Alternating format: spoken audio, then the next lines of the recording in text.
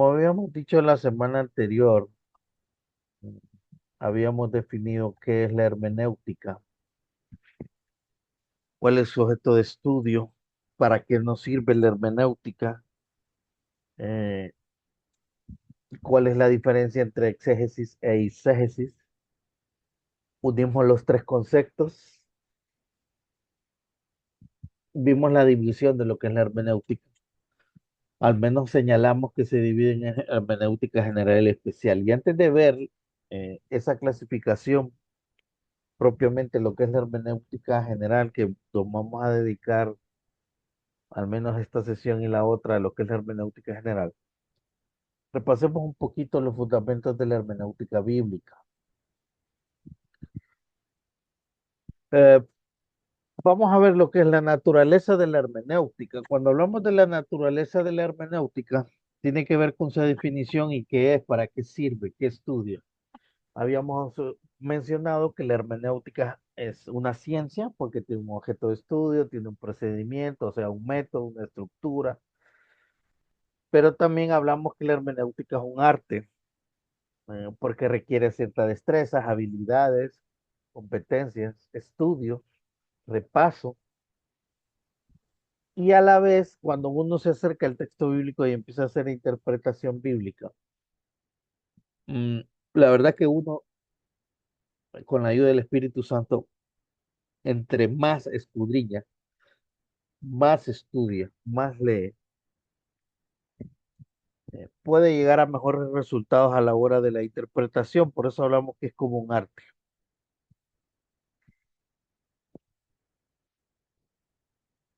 Las escrituras son la revelación inspirada, inerrante y autoritativa de Dios. Definitivamente nosotros como hermeneutas y cristianos, hay algo que no se nos puede escapar y es el tema de la revelación. Dios se nos ha revelado a través de la revelación general y la revelación especial. Y hablando de la revelación especial, tenemos lo que es la escritura y Jesucristo como máxima revelación de Dios al hombre. Las escrituras son nuestra fuente de hermenéutica. Nosotros hacemos interpretación no del periódico, no de la realidad, no del código de trabajo, no. Nosotros hacemos interpretación de la palabra revelada e inspirada, inerrante y autoritativa. Nuestra interpretación, nuestra hermenéutica, hermano, se fundamenta básicamente de lo que es la palabra revelada. Y eso hay que tenerlo en cuenta cuando hablemos de la naturaleza de las escrituras. Algunos elementos claves con respecto a a los fundamentos de la hermenéutica. Bueno, para, y de alguna manera esto nos sirve, porque cuando nosotros hacemos hermenéutica, hermano, nosotros tenemos que considerar al menos estos elementos fundamentales. Número uno, la escritura. O sea, la base de nuestra hermenéutica va a ser la escritura, como ya lo mencioné. Dos, el intérprete, o sea, usted y yo. Un intérprete con ciertas características, como la fe, como el amor, como la humildad, como el sacrificio, como el estudio, la dedicación. El intérprete es otro elemento clave a la hora de ser hermenéutico. Un intérprete que no se acerque a la escritura con algún tipo de prejuicio o revanchismo, de querer demostrar su teoría, sus énfasis, su tesis. No, ese no es el intérprete que queremos. También tenemos el Espíritu Santo.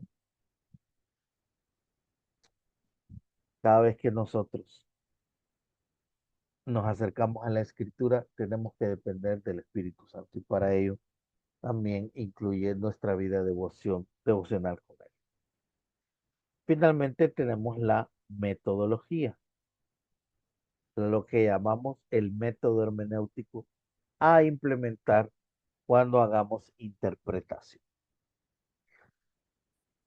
La naturaleza de la hermenéutica tiene que ver con qué es arte, con qué es ciencia. La naturaleza de las escrituras tiene que ver con aproximarnos a las sagradas escrituras que han sido reveladas, inspiradas y que son inerrantes y autoritativas por parte de Dios. Y punto número tres, los elementos claves a la hora de hacer interpretación bíblica. Tiene que ver con el fundamento de ella, que es la escritura, con el que va a interpretar, que es el intérprete, con el Espíritu Santo, que es el que dependemos nosotros como intérpretes a la hora de hacer interpretación, y el método a implementar. Y otro fundamento, el número 4 de la hermenéutica bíblica, tiene que ver con lo estudiado, llevarlo a la praxis. Tiene que ver con una traducción adecuada a la hora de hacer interpretación, el uso de los principios hermenéuticos, que sean sólidos, que sean esenciales, que sean comprensibles a nosotros primero, para poder aplicar y enseñar a otros la palabra de Dios. Así que estos son los fundamentos de la hermenéutica bíblica, como un resumen a todo lo que ya hemos visto y como un punto de partida de lo que ahora viene. Recordémonos, que cuando nosotros hagamos interpretación, siempre tenemos que tener guía del Espíritu Santo, depender del Espíritu Santo y preguntarnos para qué estamos haciendo esto, o para quién estamos haciendo esto. Porque a veces nosotros nos acercamos al texto bíblico con razones equivocadas. Ojo con eso, porque puede prejuiciar nuestra interpretación. La hermenéutica, la hermenéutica bíblica se divide en dos bloques: la hermenéutica general y la hermenéutica especial. En la hermenéutica general vamos a estudiar lo que son los principios o reglas generales de interpretación. Recuerden que estamos con la parte teórica, la teorización de lo que es la interpretación bíblica.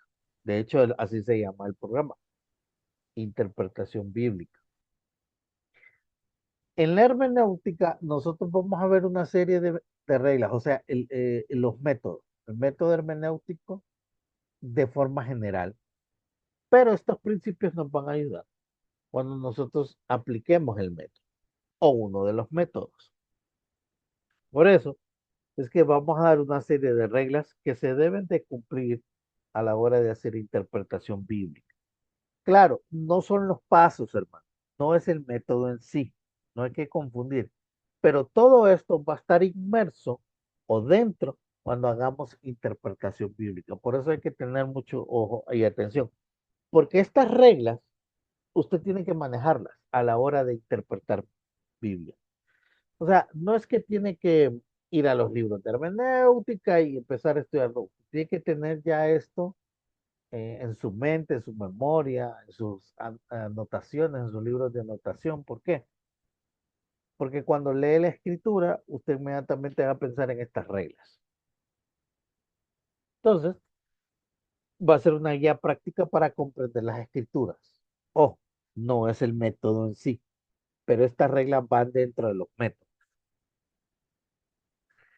Entonces, vamos a estudiar lo que son 6 reglas generales de interpretación y otras reglas especiales de interpretación.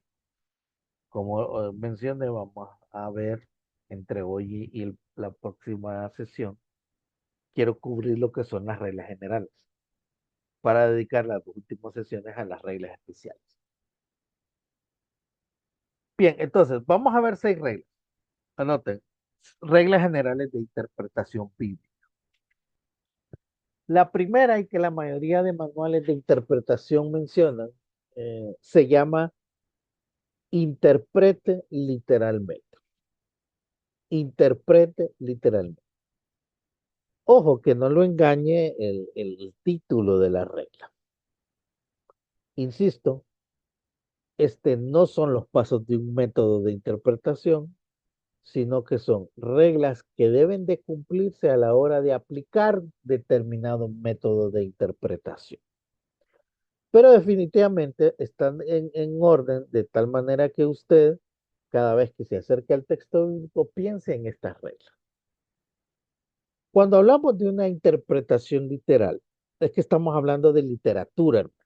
No estamos hablando, insisto, de un árbol, o el cielo, o la personalidad de la gente que pasa por la calle. No, estamos hablando de un texto, donde hay letras, donde hay palabras, donde hay párrafos, donde hay estructura, gramática, etcétera. Entonces, cuando hablamos de la interpretación literalmente, es que estamos hablando de letra. ¿A qué se refiere esta regla? Cuando hablamos de interpretación literal de la escritura, es que usted tiene que tomar las palabras, las frases, las oraciones del texto que está leyendo en su sentido usual, normal, natural, acostumbrado, cotidiano. Si está leyendo la palabra oveja, oveja. Este principio fundamental asegura que comprendemos el mensaje de tal manera así como fue escrito originalmente. Y miremos un ejemplo tácito. Por eso les dije que tendieran Biblia a la mano. Cuando hablamos de interpretación literal, usted tiene que determinar si esa palabra, frase o oración es A, una palabra, oración o frase llanamente literal, o si esa palabra o frase es figurativamente literal. En el caso de si es llanamente literal, estamos refiriendo a que esa palabra, así como se usa así como se usa en su cotidianidad, así como se usa en la normalidad o en el lenguaje acostumbrado, así debe de interpretarse. En el texto de Génesis 2:7 dice la traducción Reina Valera: Dios formó al hombre del polvo de la tierra. Ahí no hay un término, palabra, frase u oración que me indique que es figurativo. O sea, el lenguaje es normal, es sencillo, no es figurativo. Dios formó del polvo al hombre. Y si está entrecomillado, es que así lo escribí, pero en el texto no está entrecomillado. Entonces la palabra es usada de forma natural. Por ejemplo, dice, y Jesús lloró. Sí, Jesús lloró, literalmente lloró. O dice, hoy está lloviendo. Está lloviendo. O sea, usted no está haciendo una interpretación literal figurativa, no, porque está lloviendo. Ahora, en el caso de la regla, cuando es figurativamente literal, por ejemplo, en el caso de que Herodes se compara con una zorra, aquí de, hay un uso de una figura de lenguaje o una palabra simbólica que comunica una idea clara. Herodes es una zorra, dice el párrafo de Lucas 13:31 al 32. Bueno, aquí vemos, a diferencia de Génesis 2:7, encontramos una palabra, frase u oración que tiene una figura de lenguaje o que puede ser una palabra simbólica que indica una idea. La palabra es zorra. Herodes se le trata como una zorra. Ahora, literalmente o en la realidad, Herodes no es una zorra. No es una zorra.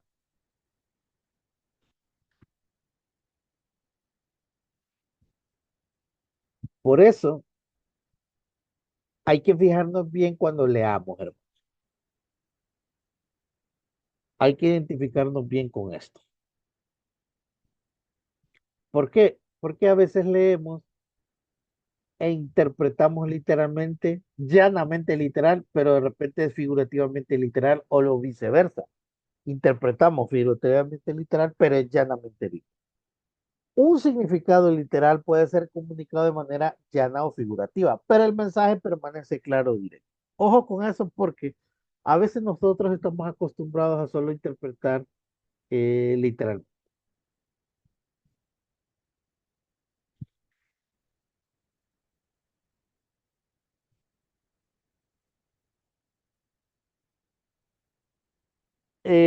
No sé, vamos a seguir viendo ejemplos, hermano, no se preocupe.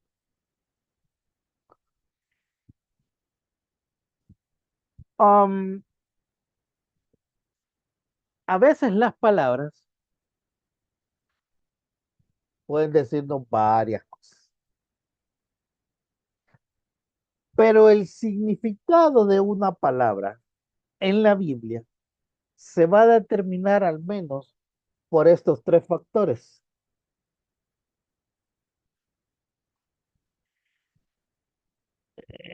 ¿Cuáles son?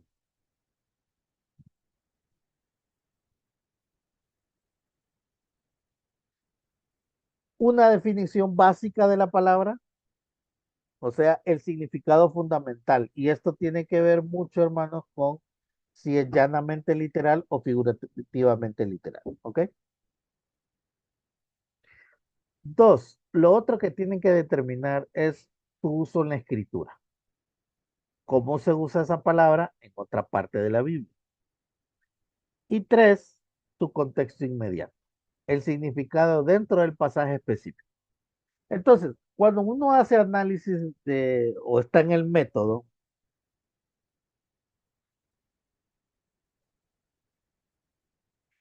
cuando uno está en el método,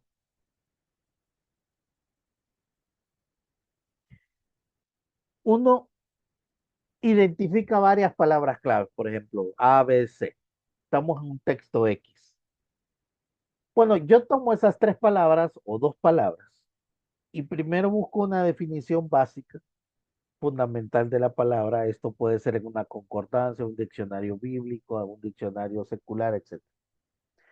Busco esa misma palabra, su uso, cómo se está usando en otra parte, pero también lo puedo hacer dentro del mismo contexto cómo se está usando.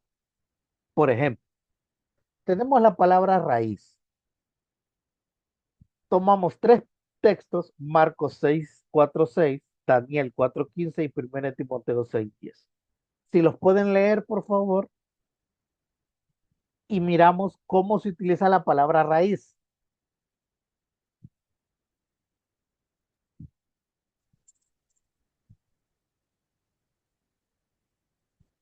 Voy a leer Marcos 6, Marcos 4.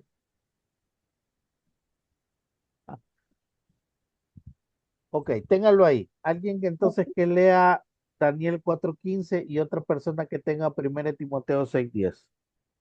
Cualquiera, hermano, no sé, Voy a leer Daniel 4:15. téngalo ahí.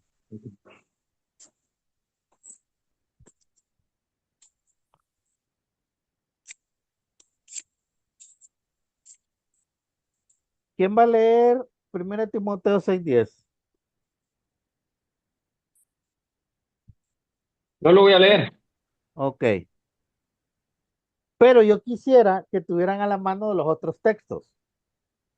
O sea, que si lo va a leer alguien un texto, los otros puedan también estar leyendo con su vista.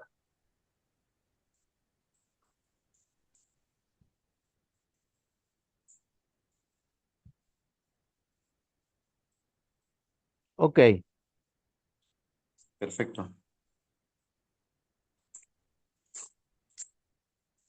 am, repito, lo que estamos tratando de decir aquí es que cuando nosotros estamos en la regla uno, interpretar literalmente, tenemos que identificar si esa palabra, frase o oración es llanamente literal o figurativamente literal. Una vez que ya tengamos eso, podemos ir al significado de la palabra. ¿Qué lo determina? Si es, vamos a usar entonces la definición básica, el uso escritural y el contexto inmediato. Ok, miremos la palabra raíz. No solo aparece en estos tres textos, lo escogimos al azar. ¿Qué dice Marcos 4:6? Pero salido el sol se quemó y porque no tenía raíz se secó. Ok, ¿de qué está hablando ahí, hermano? Pues es de una planta porque al parecer dice que esa planta ha salido el sol, se quemó y que se quemó la raíz porque no estaba no había profundidad en la tierra, porque dice que se secó. Entonces ahí está hablando de una planta, va. Cuando se utiliza la palabra raíz o se refiere a planta. ¿Qué dice Daniel 4:15?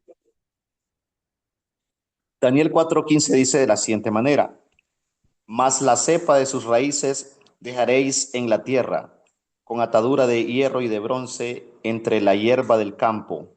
Sea mojado con el rocío del cielo y con las bestias, sea su parte entre la hierba de la tierra.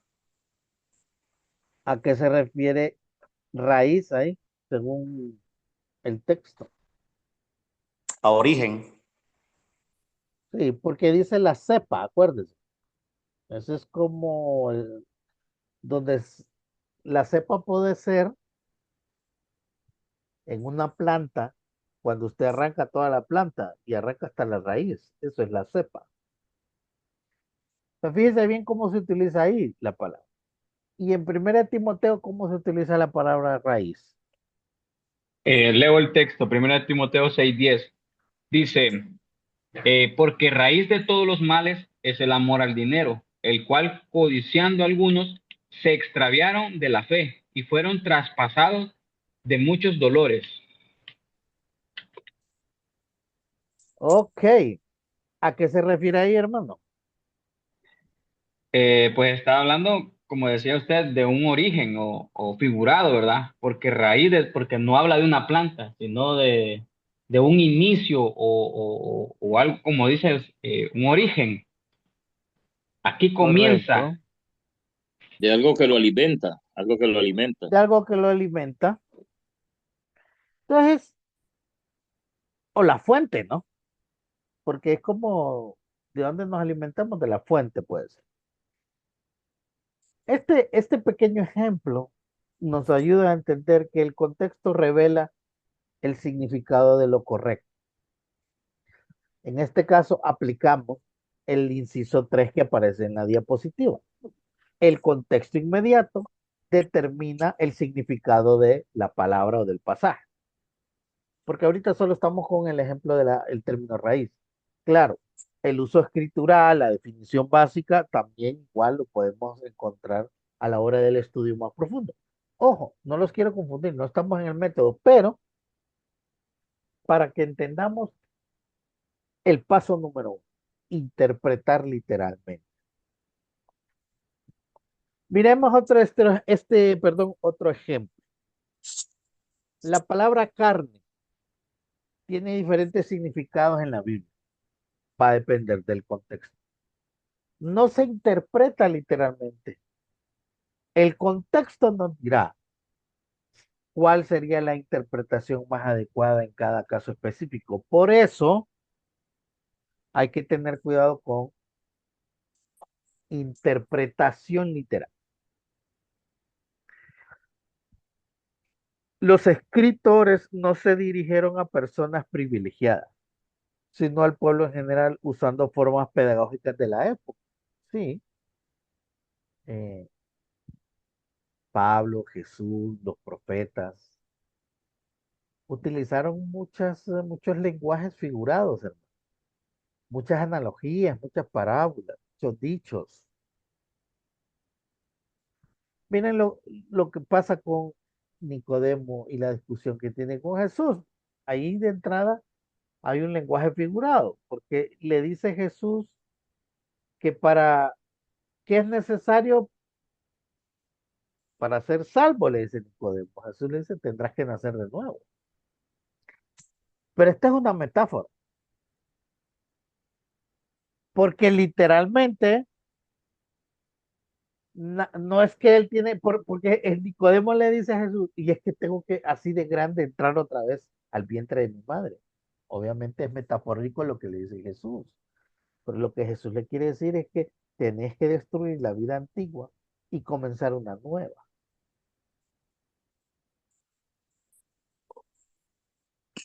Maestro Daniel, Adelante.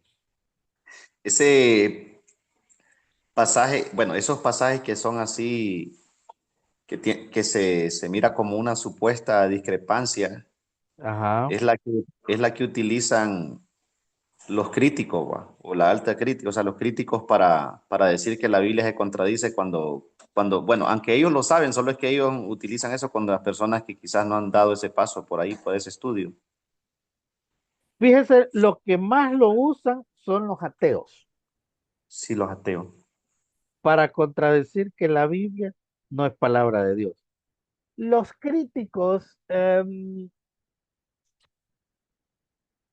ver, no es que voy a defender a los críticos ni acusarlos, pero los teólogos liberales tal vez van un poco más allá y lo que usan es una exégesis un poco más abierta que les permite dar varias teorías. Pero es cierto, si usted lee textos en los evangelios, en un evangelio dice una cosa y en otro dice otra. Pero ahí es donde viene el estudio crítico de la Biblia que nos permite refutar esas teorías. Entonces sí, a veces es utilizado esto por los estudiosos y por los no estudiosos cristianos, sino los ateos. Pero seguimos. Este ya es un tip, una ayuda para ustedes. Cuando nosotros nos vayamos a acercar a la interpretación, nosotros tenemos que tener herramientas de estudio auxiliar para la palabra de Dios. Y estas pueden ser algunas de ellas. Por ejemplo, notas de estudio. O sea, en las Biblias de estudio, en los pies de página, hay notas de estudio o comentarios que nos permiten entender el contexto del pasaje o del versículo que están estudiando. Es un recurso. También pueden ser uso porque hay algunas de Biblias de estudio o otros libros, no todos, que hacen referencias cruzadas, que le permiten a usted ir de versículo en versículo, ver un término, una palabra, un nombre que se utiliza en diferentes partes de la escritura y entender un poco más a qué se refiere esa palabra. Pero también puedo utilizar índice de temas. Estos son ayudas auxiliares porque los libros de estudio, las concordancias tienen esto. A veces de repente usted no haya dónde empezar, se va a la concordancia a buscar índice de temas y busca la palabra carne y empieza a visualizar una serie de versículos donde se estudia esa palabra carne. Claro, hermano, eso no es así nomás. Algunos lo hacen ver fácil, pero no es así nomás. O sea que ustedes tienen que tener cuidado porque sí se necesita mucha dedicación para eso. Y la concordancia, que es otra herramienta útil a la hora del estudio de palabras. Ahora, esto nos va a ayudar a profundizar el estudio, pero no es de la noche a la mañana, o sea que hay que ejercitarlo, hay que usarlo. Vamos a hacer un alto aquí. Y no es que es un break, sino que después de esto vamos a hacer preguntas y comentarios. antes de seguir con el tema de interpretación literal, pero quería agregar este subtema dentro de esta regla, y es la alegorización. Fíjense, hermanos, que nosotros estamos acostumbrados a dos cosas,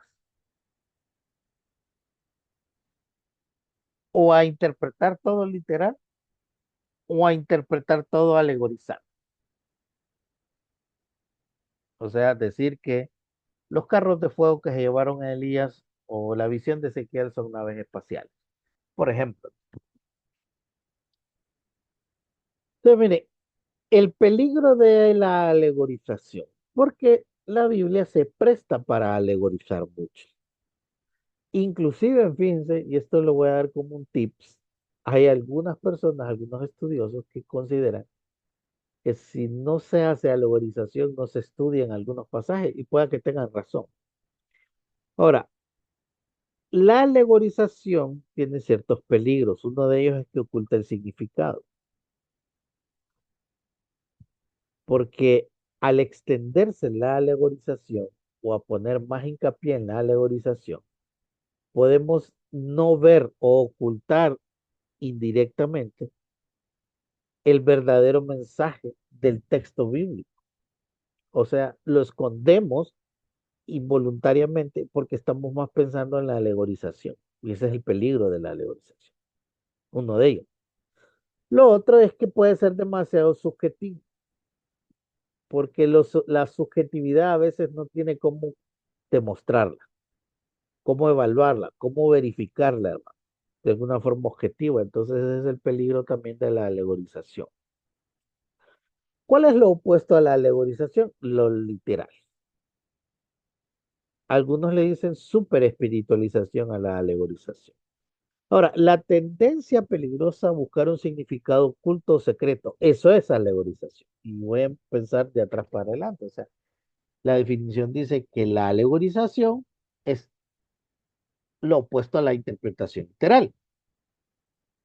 Y que la alegorización o super espiritualización es una tendencia peligrosa en busca de buscar significados ocultos o secretos, muchas veces que no tienen nada que ver con el pasaje. Otro peligro de la alegorización o la superalegorización de los textos es que puede distorsionar el mensaje original del texto. Aquí vimos que puede esconder el mensaje, pero aquí es que lo distorsiona. Una cosa es esconder y otra cosa es distorsionar. O sea, deteriora la verdad. Y lo otro es que pone en duda una auténtica fiabilidad en el texto. Entonces, la alegorización o el abuso de la alegorización puede ser peligrosa. De hecho, hermano, hay evidencias que al utilizar demasiada alegorización en los textos bíblicos, se forman grupos heréticos, como las sectas, por ejemplo, o falsas doctrinas o erróneas doctrinas. Miren un par de ejemplos de alegorización. Algunos interpretan que el pecado entre Adán y Eva, el pecado que los expulsó del Edén, tiene que ver con una pecaminosidad meramente sexual. Sobre todo porque algunos consideran, cómo es que Adán y Eva se taparon y todo eso. Pero en realidad, hermanos, ustedes saben que el pecado de Adán y Eva fue desobedecer. El orgullo penetró en sus mentes a través de la tentación y ellos desobedecieron. Pero no es que el pecado cometido por Adán y Eva tiene que ver con un pecado de tipo sexual. O en el caso de Esther, que algunos consideran, hacen una super alegoría y toman los personajes principales de la historia de Esther, o sea, Mardoqueo, Esther, Amán, y dicen, ok, Esther representa a la iglesia, Amán al enemigo y Mardoqueo al Espíritu Santo. Entonces, hacen tal interpretación que ignoran muchas veces los otros personajes de la historia, el verdadero rol del personaje y el mensaje que trata el libro de Esther. Pero sí, muchos, algunos interpretan de esta forma el libro de Esther. La misma Biblia dice en algunas frases de ciertos versículos, como 1 Corintios 4:6, Deuteronomio 4:2, no pensar más de lo que está escrito. Y Deuteronomio dice, Dios no dijo nada, ni dijo menos que aquello que deseaba dar a entender. La misma Biblia nos aconseja con este tema de la legalización. Bien, antes de seguir, estamos en las reglas generales, solo hemos visto la mitad de una, que es la interpretación literal, pero quisiera ver sus preguntas, comentarios o aportaciones.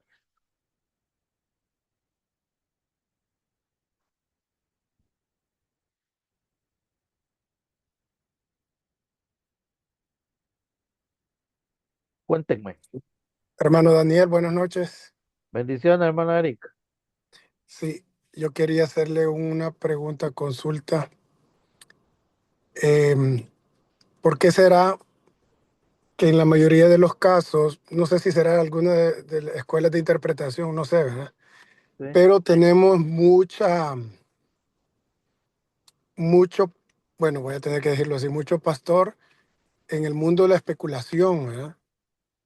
Em, ¿Usted cree que eso tiene que ver o con una intención carnal humana o sencillamente poca escolaridad bíblica? Porque fíjese que ahorita que este señor Kushner, el yerno de Trump, es el anticristo, sí, y colocan citas bíblicas, y la gente entra en ese mundo, igual que usted menciona ahí el tema de los caballos los de carros Israel. de fuego, sí, Sí. y que Dios, sí, entonces me gustaría su comentario, hermano Daniel, gracias. Bueno, yo digo, en este poco recorrido que tenemos, digo poco porque hay gente que tiene 80 años que ha recorrido más que nosotros, ¿va? En la vida cristiana, en la experiencia ministerial. Pero fíjense que yo me he topado con esos dos problemas, hermano, Eric, que usted menciona. O las dos, uno, una falta de escolaridad bíblica, teológica, exegética, podríamos decirle si gustan. Y voy a agregar una tercera. Dos, la formación de esta gente. ¿A qué me refiero? El pastor le decía que Elías se fue en una nave espacial y lo creyó y sigue creyéndolo, porque así lo aprendió. Enséñale a un niño a ser mal creado, a decir malas expresiones, toda la vida, lo aprendió toda la vida. Y, y entonces eso deriva de, obviamente, la falta de escolaridad biológica. Y lo tercero, que está relacionado con la ignorancia, es el fanatismo religioso. Creo que hay un fuerte fanatismo religioso, producto del orgullo, de la ignorancia, de la falta de estudio, de la mala formación, o inclusive, hermanos, atrevernos a decir que más de alguno que está liderando una congregación no es converso. Entonces, ¿qué le va a pedir a él si no tiene el Espíritu de Dios? Entonces, al final hay varios factores, hermano y compañeros, pero definitivamente el posmodernismo habla de que a pesar, hoy estamos con inteligencia artificial, hoy usted está en Honduras y si es médico puede operar a alguien en Japón desde aquí. El otro día vi un reportaje sobre un doctor, impresionante esta operación que hizo un africano. Detectaron en el niño de 5 meses de gestación una hernia cerebral o no sé dónde, o una malformación o un tumor, creo que fue. Entonces el médico, yo no sé cómo hizo y lo operó, lo extrajo y lo volvió a meter y el niño nació después a los... O sea, pero fíjese que estamos en un mundo más antiintelectual, a pesar de toda la tecnología. Y claro, hoy, como a nosotros no nos gusta investigar ni leer, pues creemos todo lo que aparece ahí. Porque hoy que se dice con esto de Palestina y de Israel, que Trump es el anticristo, ya no es el salvador de Israel, sino que ahora es el anticristo. Pues, pucha. Entonces, lo que dice el hermano Eric, mucha gente es especulativa, es subjetiva, alegoriza mucho la escritura. Y ese es un peligro, de alegorizar mucho la escritura.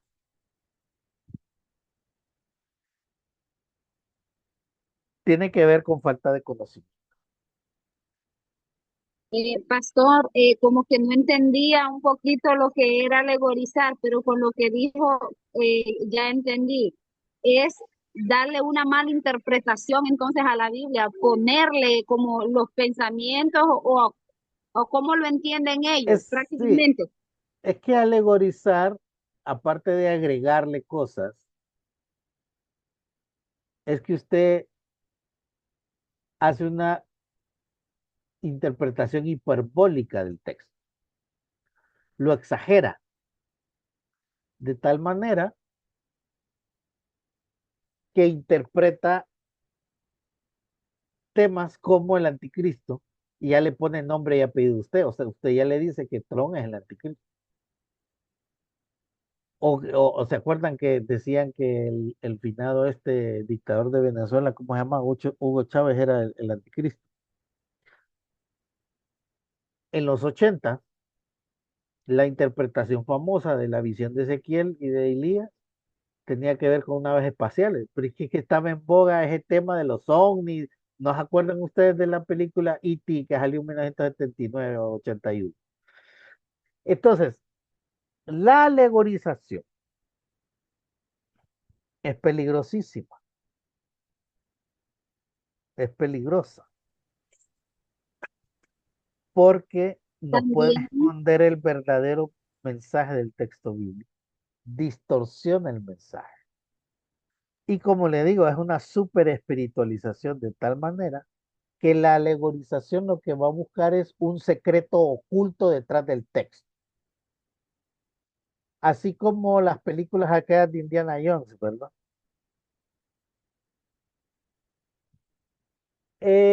A veces tratan al texto bíblico como un libro de esoterismo. O sea, hay mucha gente agarra la Biblia y empieza a especular y a hacer, y son geniales para hacer las teorías, pero más toman el texto bíblico como un libro de esoterismo que la palabra de Dios. Dios nos libre de esas cosas. Eh, Hermano Molina, adelante. Bendiciones, hermanos, buenas noches. Buenas. ¿Me confirman si me escuchan? Sí, sí, le escuchamos. Dele. Excelente, líder. Ahí compartiendo acerca del tema, usted que menciona eso de las alegorías, las teorías que parten de eso, y algo que está muy de moda hoy en día, y creo que está a veces relacionado con el texto bíblico que en el gran comezón de oír. Solo se me vino a la mente ese texto ahorita que no lo recuerdo muy bien. Pero he notado que últimamente las buscarle un significado oculto a la Biblia que realmente un sentimiento sincero de conocer la verdad de Dios plasmada en las Sagradas Escrituras. Y lo hemos plasmado en youtubers, influencers de TikTok, Facebook, lo que sea, de esas redes sociales que cada día inventan una nueva y ver cómo el fanatismo religioso hace que muchos cristianos sigan a estos chantajistas, le voy a llamar, porque la verdad es lo que son, le meten significados que no son a las cosas. Por ejemplo, una teoría que andaba por ahí es que el pecado de Judas no fue entregar a Cristo, sino que Jesús ya le había dicho a Judas que lo entregara y que el pecado de Judas realmente solo fue el de ahorcarse y no fue el de entregar a Cristo, que Jesús le dio la orden que lo entregara y bueno. Se han inventado la historia de Lilith, por ejemplo, también, y que a veces le meten a la Biblia Ujú. cultura, cuentos, de historias griegas, le meten cosas que no son. Por ejemplo, una persona que yo conocí, que de hecho dialogué con esa persona, decía que el oso era Rusia, que Estados Unidos era no sé quién y que las langostas que menciona Apocalipsis eran los helicópteros. Y bueno, creo que de estas historias van a venir estas y muchas más. Pero creo que como conclusión, hermano, creo que esto es algo que el enemigo implanta en el corazón de muchas iglesias, aprovechándose de mucha gente que tiene buena suerte, podría decirle, o no sé, o estrategia o manipulación para que la gente lo siga, realmente para desviar el estudio de la Biblia. Más que todo es eso, ¿verdad? Entonces creo que por eso este tipo de formación es muy necesaria, como siempre lo he creído que el creyente debe tener, pues, si no puede alcanzar un título en teología, pues por lo menos Sí, enfocarse en estudiar lo más que se pueda, porque realmente la iglesia es muy peligrosa y cada día vemos cómo se levantan movimientos sectarios, cosas terribles, ¿verdad? Y que al final, como usted decía, esta gente, yo pongo en duda realmente si serán conversos, porque miro que es más un fanatismo que otra cosa. Es mi parte. gracias, hermano. Sí, hay que tener cuidado. Yo creo que una de las características del intérprete es respeto a la palabra de Dios. Y a veces creo que nos saltamos ese respeto a la palabra de Dios. No tenemos que acercarnos a la palabra de Dios como si fuera cualquier libro. Eh, hay que acercarnos con humildad, con respeto. De hecho, son parte de las características que les mencioné del intérprete. Y seamos sinceros, y ya lo dijo uno de ustedes, creo que fue Manuel, mucha gente habla sin ni siquiera ver. Es que, a ver, no digo que todos tienen que ser doctores en teología, pero por lo menos sacar un cursito, hermano, de homilética, de hermenéutica, para poder pararse ahí arriba y hablar. Hay mucha gente que en su vida ha estudiado la palabra de Dios, la lee, sí, pero pues es que la Biblia no se lee, se interpreta. Ya vimos como regla sine qua non de la hermenéutica.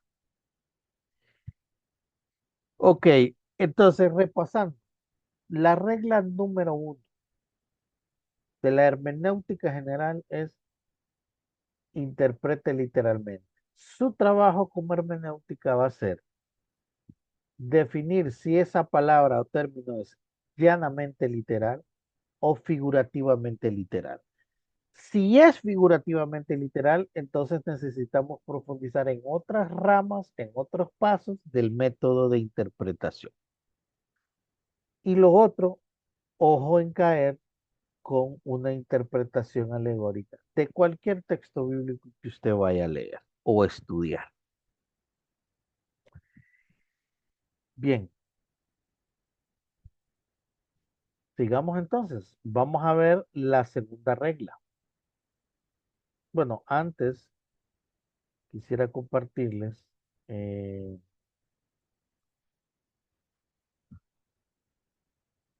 una plantilla más con este tema.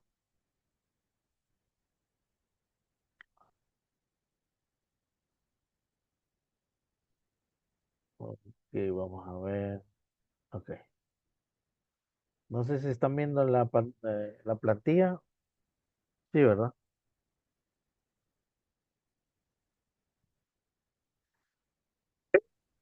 Miren, por muchos años en el estudio bíblico se ha tenido esta propuesta, esta tesis, una interpretación múltiples aplicaciones. Pero con el paso del tiempo, lo que se ha podido demostrar es que sí, una interpretación general, varias interpretaciones aplicadas. Porque en la escuela de hermenéutica hace años me enseñaban, ok, una interpretación tiene un texto, varias aplicaciones.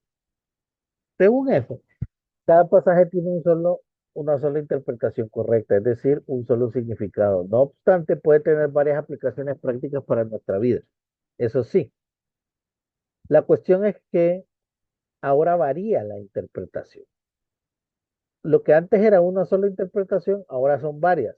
Y si hay varias interpretaciones, entonces se duplica, se multiplica, se triplica o se cuadriplica las aplicaciones prácticas.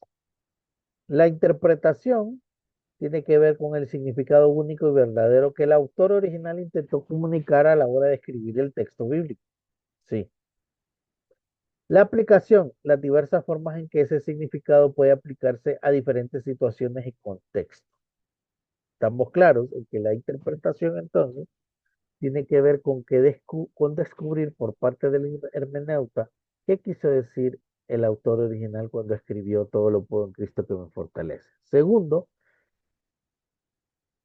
aplicar las diversas formas que ese texto o aplicar el significado que tiene ese texto a mi situación y contextos diferentes. Adecuadas aplicaciones son aceptables y necesarias, pero la alegorización no. Asegúrense de que lo que enseñan y predican viene directamente del texto bíblico, o sea, de la palabra de Dios, y no de una alegorización propia.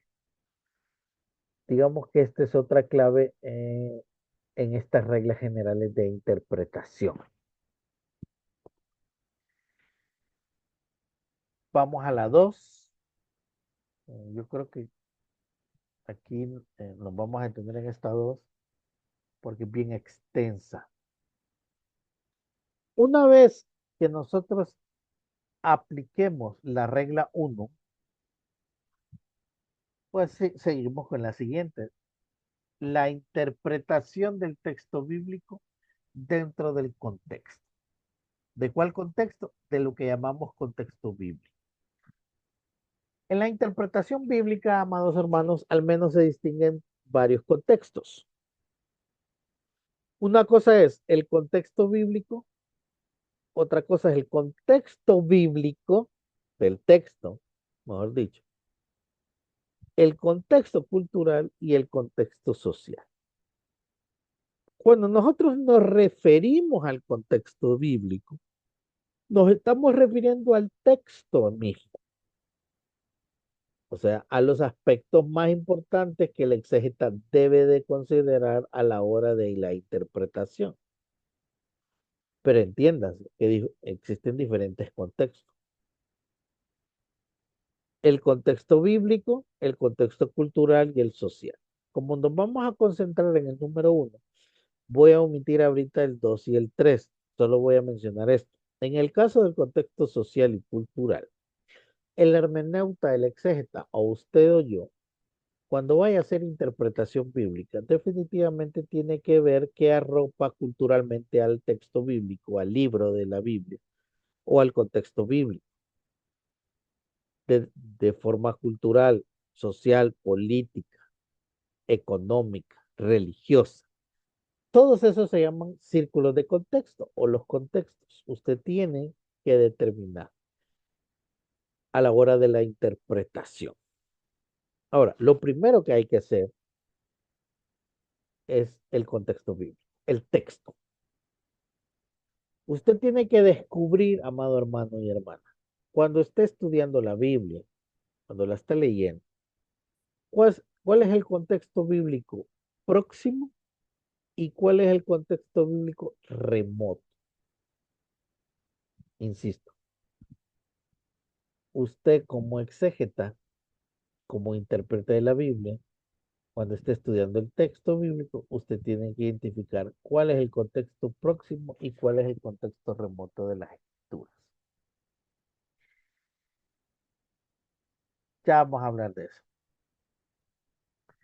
Cuando yo menciono, cuando se menciona el contexto remoto y el contexto próximo, es que si usted está en Filipenses 4:13, el contexto inmediato de Filipenses 4:13 es Filipenses 4 del 10 al 13, por ejemplo.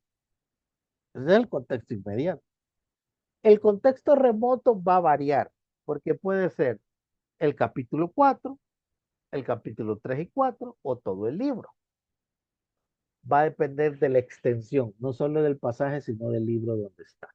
Ahora, La regla número 2 me dice que tengo que interpretar el texto bíblico dentro del contexto. Cada versículo o pasaje de la Biblia debe de interpretarse en su contexto del texto, poniendo especial atención en qué parte de la Biblia se encuentra. Primero, después, qué viene antes, qué viene después del texto que yo he seleccionado para interpretación bíblica. Ahora, el factor más importante es lograr una interpretación bíblica correcta en base al contexto del pasaje. El contexto para cada versículo, amados hermanos, el gran contexto es toda la Biblia. O sea que vamos de lo particular a lo general. Primero, usted tiene la unidad básica que es el versículo. Mi contexto inmediato va a ser el versículo primero. Después, yo voy a ver los párrafos, las ideas conectadas antes de llegar a mi versículo y después de mi versículo. El estudio por párrafo. De ahí viene que yo puedo extender mi contexto del pasaje hasta todo el capítulo para encontrar un tema completo. Puedo llegar hasta el libro para un mensaje integral del texto o toda la Biblia para llegar a una revelación compleja, o sea, el mensaje completo de lo que es la Biblia. ¿Qué quiere decir esto, más hermano? Que usted tiene que ir parte por parte a la hora de interpretar la Biblia dentro del contexto. Número uno, fijarse en su versículo, su grupo de versículos, sus párrafos inmediatos, lo que viene antes, lo que viene después, todo el capítulo o el grupo de capítulos, en qué libro está, leerse todo el libro, hasta llegar a toda la Biblia.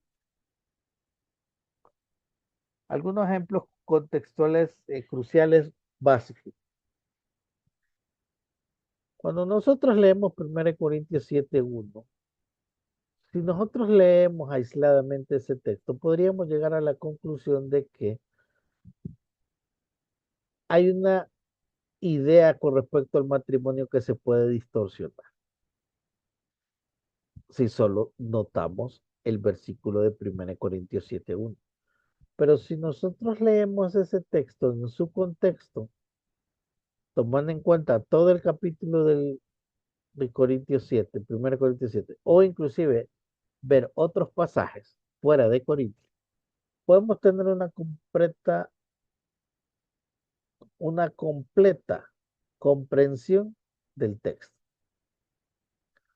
Igual pasa con el tema de Santiago. Santiago, muchas veces, sobre todo ese famoso versículo 2:4, ha sido mal interpretado o ha tenido discusiones a lo largo de la historia, porque parece que da a entender que la salvación es por obras o por hacer buenas obras son las que salvan. Pero cuando usted lee todo el capítulo o se extiende del versículo 14 hasta el 26, claramente puede entender el significado de lo que quiso decir el apóstol Santiago con ese versículo. Antes de llegar a conclusiones sobre el carácter o la conducta de un personaje bíblico, investigue todas las referencias a esa persona. Eso tiene que ver con el contexto del personaje. Pero es importante, hermano, y fíjense que yo siempre menciono, de repente usted o alguien no va a ser tan ducho de interpretación bíblica, tan experto, pero por lo menos si aplica la regla 1 y 2 correctamente, puede tener una buena interpretación. Le van a faltar herramientas, pero fíjese que es crucial entender esto de los contextos del pasaje, porque en la medida que usted entiende el contexto, usted puede enseñar. Ahora, ampliemos un poco más con ejemplos inclusive esta regla de la interpretación, que es interpretar dentro del contexto. Dice el adagio hermenéutico, un texto fuera de contexto es un pretexto, principio hermenéutico clásico. El contexto provee el sentido correcto de las palabras y evita conclusiones erróneas. Inclusive nos evita, evita que caigamos en...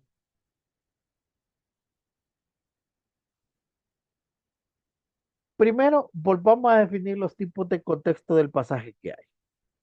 Hablemos del contexto inmediato. El contexto inmediato, amado hermano y hermana, es aquel pasaje que usted está leyendo hacia atrás y hacia adelante, que rodea su versículo. Esto va a depender, recuerden que la hermenéutica es un arte, va a depender del dominio y el objeto de estudio, pero si usted tiene un versículo X que está estudiando y quiere interpretarlo, léase unos 5 o 6 versículos hacia atrás, unos 5 versículos, 6 hacia adelante, para entender un poco de lo que se trata el versículo que escogió. Tenemos el caso del famoso Filipenses 4:13, donde dice todo lo puedo Cristo que me fortalece. Ahora, el contexto inmediato, que es Filipenses 4:11 al 12 y Filipenses 4:14, muestra que Pablo no está hablando de tener poder ilimitado, sino está hablando de contentarse en cualquiera sea la circunstancia. Pero eso, ¿cómo llegamos a esa conclusión? Sencillo, hermano. Usted tiene que leer hacia atrás y hacia adelante para encontrar el contexto inmediato del pasaje. Acostúmbrese cada vez que le den un texto bíblico para interpretar, para enseñar a predicar, qué hay hacia atrás, qué hay hacia adelante. Este estudio lo puede seguir ampliando o extendiendo, que se llama el contexto del capítulo o del libro. Cada capítulo y libro tiene una unidad temática, o sea, un bloque literario donde se encuentra. Aquí el intérprete debe entender el propósito general del autor. Cuando estudiamos el Sermón del Monte, estamos hablando de estudiar 3 capítulos, 5, 6 y 7. Ese sería el contexto del pasaje. Cada parte de ese sermón debe interpretarse como parte de todo el discurso del reino que dice Jesús, o un código civil moderno. Perdón, no como un código civil moderno. Esto quiere decir que si usted va a escoger la bienaventuranza o la oración o el tema de, porque al final este sermón cierra con el que construyó la casa sobre la roca, sobre la herda, todo eso, cualquier pasaje. Definitivamente, hermano y hermana, tiene que tomar en cuenta los 3 capítulos. Ese sería el contexto del pasaje. Estos 2 tienen que ver con el texto meramente. Ahora, está el contexto histórico-cultural que ya hablamos. Aquí ya incluye otras cosas que nosotros no entendemos si no las buscamos fuera o a veces dentro del pasaje mismo de la escritura. Cuando hablamos de entender o determinar el contexto histórico-cultural del pasaje, nos referimos a que usted tiene que encontrar el significado de alguna costumbre, alguna ley, una parte geográfica, algo político, algo idiomático, alguna circunstancia histórica. Porque, por ejemplo, en Juan 4, Jesús habla con una samaritana, ya que se entiende que había una enemistad histórica entre judíos y samaritanos. Ahora, ¿qué ayuda a entender esto? El contexto histórico-cultural. Así nomás no lo va a entender. También podemos hacer uso del contexto teológico. ¿Cómo armoniza un determinado tema teológico con otras partes de la escritura? Por ejemplo, cuando estudiamos Romanos 3:28, el hombre es justificado por fe sin las obras de la ley. Claro, aparte de Santiago, que da a entender que fuera por obras, si usted lee todo Santiago, se da cuenta que él está hablando de que las obras es el fruto de la. El contexto teológico es aquel en donde cada texto debe de armonizar con una enseñanza general o enseñada en toda la escritura. También está el contexto literario, pero esto ya tiene que ver con el género literario, que es una de las reglas específicas que vamos a ver en algún momento. Pero aquí ya me adelanto y se las menciono al menos. A veces hay que determinar o encontrar dónde estamos en la escritura. Si estamos en Pentateuco, en Poéticos, en Profetas, Evangelios, en Hechos, Apocalipsis, en alguna carta. Porque hay que determinar el contexto literario donde está nuestro pasaje. Puede ser un pasaje de línea poética, narrativa, profética, epistolar, etcétera, etcétera. Y cada una de esas, amados hermanos, tiene sus propias reglas. Ahora, ¿cuál es la importancia de esta regla número 2? Volviendo al caso, evita malas interpretaciones. Permite un mensaje claro y original. Y fortalece una aplicación práctica. Muchos errores doctrinales surgen en tomar un texto fuera de su contexto, ya lo hemos hablado. El intérprete se acerca al pensamiento original del autor inspirado. Por eso necesitamos entender, captar el mensaje original. Y por último, cuando hablamos de fortalecer la aplicación, es cuando nosotros entendemos el contexto. Esto nos va a permitir a nosotros aplicar el texto de una manera lo más correcta posible, sin distorsionar el sentido original del pasaje. Principios para aplicar esta regla.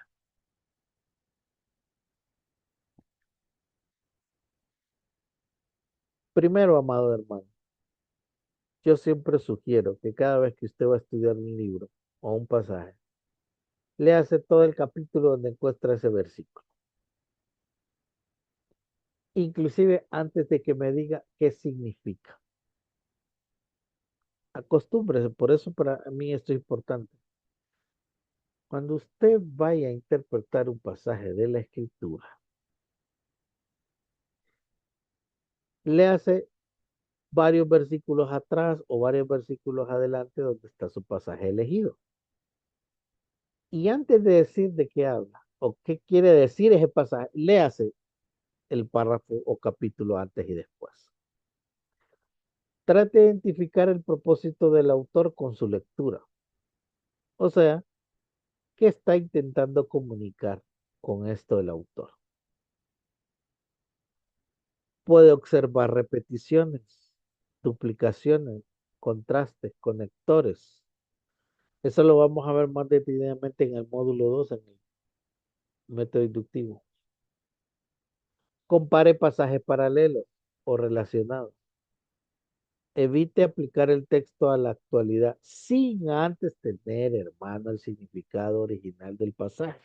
Y que esa es otra cosa que nos saltamos hoy en día. Ni siquiera entendemos qué quiso decir el autor y ya lo estamos interpretando. Y ese es un error, amada, que cometemos casi siempre, y me incluyo. O sea, tenemos que entender qué quiso decir el autor y después aplicar el pasaje.